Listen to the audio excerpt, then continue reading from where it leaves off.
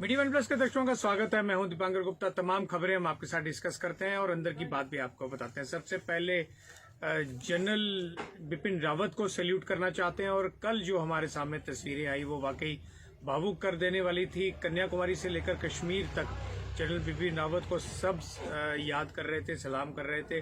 सबसे पहले बात कर लेते हैं बारामूला, जो नॉर्थ कश्मीर का इलाका है, उड़ी का इलाका है, वहां पर कई सालों तक जनरल बिपिन रावत ने अपनी सर्विसेज दी और ऐसे में वहां के कई युवा ऐसे हैं जिन्होंने जनरल बिपिन रावत को याद किया। हम आपको बताते चलें कि आज जो बारामूला के पार्षद हैं, युवा पार्षद हैं और साथ ही साथ उप प्रधान हैं बारामूला म्युनिसिपल काउंसिल में, आबिद सलीम, इन्होंने कल एक बयान दिया और उन्होंने कहा कि 2010 में जब उस इलाके के बहुत सारे युवा पत्थरबाजी की तरफ जा रहे थे और भटक कर आतंकवाद की तरफ बढ़ रहे थे, उनमें से एक ये भी शामिल थे, तो उस समय सामने आए जनरल बिपिन रावत और जनरल बिपिन रावत ने एक नारा दिया था, जवान और अवाम, अमन है मुकाम। यानी कि चाहे जवान हो चाहे अवाम हो, अमन मुकाम है, अमन ही होना चाहिए। और इसके तहत उन्होंने कई ऐसे कदम उठाए थे उस समय जिसके चलते वहां पर जितने भी युवा जो भटके हुए थे वो मुख्य धारा में दोबारा से शामिल हो गए। वहां पर पत्थरबाजी कम हो गई और आज आप देखते हैं पत्थरबाजी बिल्कुल भी कहीं भी कश्मीर घाटी में नहीं होती है। इसकी शुरुआत जनरल बिपिन रावत ने की थी और उनमें से न केवल आबिद सलीम एक युवक थे बल्कि इन जैसे कई और युवक थे जो मुख्य धारा में वापस आ गए और आज की डेट में ये पार्षद हैं, काउंसलर हैं और साथ ही साथ उपाध्यक्ष बन चुके हैं। इनके अलावा बारामूला में एक युवक है उमर काकरू भी याद करते हैं 2010-11 के उन दिनों को, और उन्होंने कहा कि जिस तरह युवाओं को सही सोच लाने के लिए कश्मीर प्रीमियर लीग के नाम से क्रिकेट टूर्नामेंट शुरू करवाई थी जनरल बिपिन रावत ने, और ये क्रिकेट टूर्नामेंट हम आपको बता दें कि आज तक चलती आई है, सेना इसे आयोजित करती है। उस सिलसिले में लगातार कई युवा तब जनरल बिपिन रावत को मिलते थे और वो न केवल उन सबके फोन उठाया करते थे बल्कि उन्हें ज्यादा प्रोत्साहित किया करते थे कि आप किस तरह से जिंदगी में आगे बढ़ सकते हैं।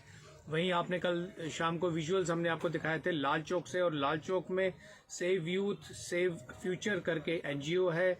कश्मीरी युवक हैं इस पूरी एनजीओ में और तमाम कश्मीरी युवक इकट्ठा हुए लाल चौक पर। वहां पर उन्होंने एक कैंडल मार्च निकाला और ऐसे में जनरल बिपिन रावत को याद किया। उनका ये कहना था कि कश्मीर में युवाओं को सही दिशा देने के रास्ते पर जनरल बिपिन रावत ने काफी काम किया था। जनरल बिपिन रावत को कश्मीर में याद किया जाता है। जब भी पत्थरबाजी की बात आती है तो लगातार जनरल बिपिन रावत ही एक ऐसे शख्स थे जो युवाओं को सही ट्रैक पर लाया करते थे। आज जनरल बिपिन रावत की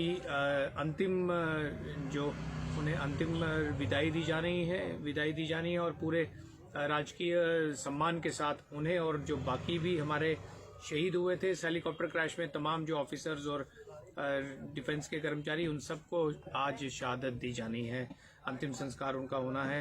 बहरहाल आगे बढ़ते हैं और हम आपको ये भी बताते चलें कि किसान आंदोलन कल जिस तरह खत्म हो गया, हालांकि नेशनल न्यूज बहुत ज्यादा नहीं बनी इसे लेकर, लेकिन किसानों ने अपना आंदोलन वापस ले लिया है क्योंकि गवर्नमेंट ने उनकी तमाम मांगें जो है वो मांग ली है। जितने भी केसेस किसानों के ऊपर दर्ज किए गए थे वो सारे के सारे केसेस अनकंडीशनली वापस ले लिए जाएंगे। इसके अलावा एक कमेटी गठित कर दी गई है एमएसपी को लेकर, जिसमें किसान आंदोलन के जो अपने रिप्रेजेंटेटिव्स हैं वो भी शामिल हैं।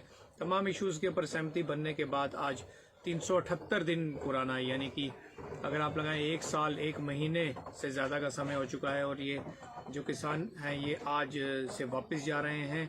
अगले कुछ दिनों में तमाम जो बॉर्डर्स पर इनके वहां पर जितने भी इनके टेंट वगैरह थे या इनकी जो वहां पर रहने की व्यवस्था थी वो सारी हटा ली जाएगी और अब किसान आंदोलन कम से कम फिलहाल के लिए समाप्त हो गया है। जम्मू कश्मीर में बदलती फिजा की बात कर लेते हैं और बदलती फिजा के बीच में हम आपको ये बताते चले कि रेवेन्यू डिपार्टमेंट को लेकर लगातार शिकायतें, लगातार लोगों के बीच ये चर्चा का विषय रहता था कि रेवेन्यू डिपार्टमेंट से कोई भी काम करवाना हो तो पैसे देने पड़ते हैं और अब रेवेन्यू डिपार्टमेंट पूरी तरह से ऑनलाइन होने जा रहा है। जम्मू डिस्ट्रिक्ट और श्रीनगर डिस्ट्रिक्ट में ऑनलाइन कर लिया गया है पूरा रेवेन्यू रिकॉर्ड, बाकी डिस्ट्रिक्ट्स में भी किया जा रहा है। अगले 3 महीने में ये पूरा प्रक्रिया जो है पूरी कर ली जाएगी। और उसके बाद हम आपको छोटी सी एग्जांपल देके समझाते हैं। फर्द कटवाना होगा तो कई हज़ार रुपये देने पड़ते थे, लेकिन आज वो वक्त आ गया है कि थोड़े ही 2-3 महीने के बाद आप देखेंगे फ़र्द कटना भी एक ऑनलाइन सर्विस होगी। और इसके लिए आप ऑनलाइन अप्लाई करेंगे और 2-3 दिन के बाद आपका फ़र्द कट के आपको ऑनलाइन जो है उसका रिकॉर्ड मिल जाएगा। इसके अलावा बाकी सर्विसेज भी ऑनलाइन आप ट्रैक कर पाएंगे। मेरी ज़मीन मेरी जानकारी ऑलरेडी पोर्टल जो है वो सरकार की तरफ से लॉन्च किया गया है, यानी कि आने वाले समय में रेवेन्यू डिपार्टमेंट का पूरा जो नक्शा है अगर हम कहें तो वो बदल जाएगा। आगे बढ़ते हैं। और जम्मू कश्मीर के तमाम स्कूलों में आप जानते हैं 2 साल पहले बायोमेट्रिक अटेंडेंस का सिलसिला शुरू हुआ था, और बायोमेट्रिक अटेंडेंस के सिलसिला शुरू होने के साथ ही कई मशीनें ख़राब हो गई, कई जो है वो ठीक नहीं हो पाई, और ऐसे में वो सारा सिलसिला ठप हो गया। लेकिन एक बार फिर से चीफ सेक्रेटरी अरुण मेहता ने डायरेक्शंस दी हैं जो स्कूल एजुकेशन डिपार्टमेंट है, और स्कूल एजुकेशन डिपार्टमेंट को ये कहा गया है कि आप तमाम स्कूलों में, चाहे वो प्राइमरी स्कूल है, मिडिल स्कूल है, हाई स्कूल्स हैं, हाई सेकेंडरीज है, सब जगह बायोमेट्रिक अटेंडेंस जो है वो लगाई जाएगी। इसके ऊपर स्कूल एजुकेशन डिपार्टमेंट के जो उच्च अधिकारी हैं वो काम कर रहे हैं, और अगले कुछ दिनों में बायोमेट्रिक अटेंडेंस की मशीनें दोबारा से लग जाएंगी, जिसके चलते अब स्कूल्स में जो अटेंडेंसेस हैं वो प्रॉपरली लगेंगी। हमारा इसके ऊपर ये कहना है कि न केवल बायोमेट्रिक अटेंडेंस लगनी चाहिए बल्कि फेस रिकॉग्निशन की अटेंडेंस मशीन लगनी चाहिए, जिससे अगर आप फेस वहाँ पर दिखाते हैं और उसके बाद अटेंडेंस लगाते हैं तो आप कहीं नहीं जा पाएंगे। आगे बढ़ते हैं और हम आपको बताते चलेंगे जहाँ एक तरफ रेल को कश्मीर से कन्याकुमारी तक जोड़ने का सिलसिला जो है वो लगातार जारी है, और इसी को लेकर जो एक मेजर काम चल रहा है वो कटरा से लेकर बनिहाल सेक्शन के बीच में चल रहा है, जिसे अगले 2 सालों में पूरा किया जाना है। खुद जीएम नॉर्दर्न रेलवे आ रहे हैं 17 दिसंबर को, और वो गूल, संगलदान के अलावा बनिहाल, इन सब इलाकों में जहां पर कंस्ट्रक्शन का काम चल रहा है, टनल्स बनाए जा चुके हैं, कुछ बनाए जा रहे हैं, वहां पर पूरे काम को देखेंगे। हम आपको ये भी ज़रूर बताना चाहते हैं कि लगभग 100 किलोमीटर के करीब 111 किलोमीटर का टोटल स्ट्रेच है जो कटरा से लेकर बनिहाल तक बनाया जाना है। ऐसे में 100 किलोमीटर के करीब इसमें से सिर्फ जो टनल्स और ब्रिजेस ही हैं, यानी कि जब आप इस रूट से गुजरेंगे तो कई किलोमीटर लंबे आपको टनल्स दिखेंगे, और कई किलोमीटर लंबे टनल्स में से होकर गुजरना अपने आप में एक रोमांच होगा। इन टनल्स में आपकी जो मोबाइल कनेक्टिविटी है वो बनी रहे, और आप मोबाइल कनेक्टिविटी जो है वो से इंश्योर करने के लिए एक कॉन्ट्रैक्ट दिया गया है। रेल टेल को 210 करोड़ रुपए खर्च करेगा रेलवेज, और ये जो टनल्स हैं यहाँ पर आपको मोबाइल कनेक्टिविटी भी मिलेगी।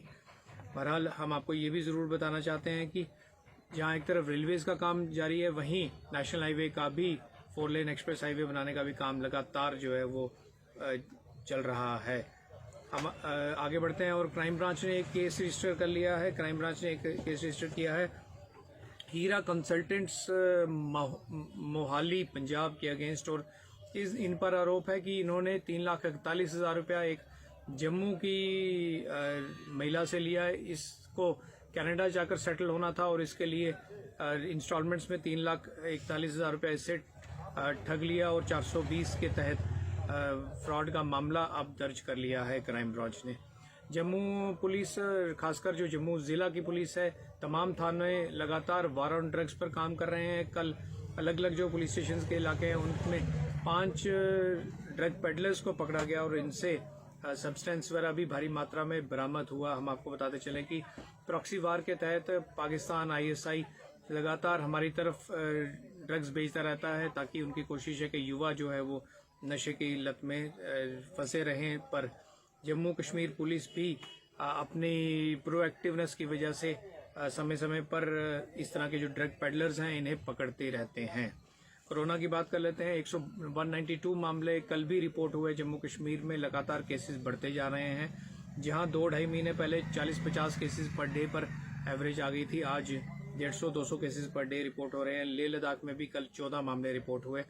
अगर हम हिंदुस्तान की बात करें तो हिंदुस्तान में 8 ऐसे राज्य और केंद्रीय शासित प्रदेश हैं जहां पर पॉजिटिविटी रेट काफ़ी हाई है।